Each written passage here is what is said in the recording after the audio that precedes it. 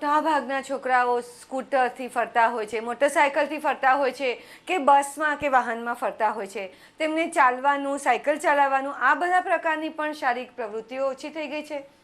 શારીરિક શ્રમ ઓછો કરવો પડે છે. જ્યારે તમે કસરત કરો છો તો શરીરમાં એક ખાસ પ્રકારના કેમિકલનું ડિસ્ચાર્જ થાય છે, જેને કહેવાય છે એન્ડોર્ફિન. એન્ડોર્ફિન એટલે કે હેપી હોર્મોન. હેપી હોર્મોન એટલે કે આપણને જે ખુશ કરી શકે, ખુશ રાખી શકે તેવા પ્રકારના કેમિકલ્સ.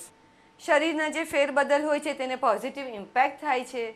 લોહીનું પરિભ્રમણ સારું થવાથી હૃદય પોતાનું કામ સારું કરે છે, પાચન શક્તિ સારી રહે છે, યાદશક્તિ વધે છે, મન પણ પ્રફુલ્લિત રહે છે. માટે જ આજથી તમારા જીવનમાં 20થી 40 મિનિટ કે 20થી 45 મિનિટનો સમય કાઢીને કોઈ પણ પ્રકારની કસરત, યોગાસન કે રમતગમત ચોક્કસ જ કરજો. મિત્રો, તરુણાવસ્થામાં થતા નાનામાં નાના ફેરફારોની અસર તેના મન અને તન પર થાય છે એની માહિતી આપણે મેળવી. સાથે સાથે તબીબ નિષ્ણાત પાસેથી, સમાજશાસ્ત્રી પાસેથી અને માનસશાસ્ત્રી પાસેથી પણ વિચાર માગી લે તેવી વિગતો જાણવા મળી. અને એટલે જ દીકરીના ઉછેરને મજબૂરી ન ગણી જીવનની ફરજ ગણીએ. લાગણી અને પ્રેમથી આ કુમળા ફૂલને ઉછેરીએ. અને હા, તરુણાવસ્થામાં કિશોરીમાં આવતા ફેરફારોની આપણે માહિતી મેળવી. આવતા અંકમાં હરિતા, તું બહુ જ ઉતાવળી છે હા.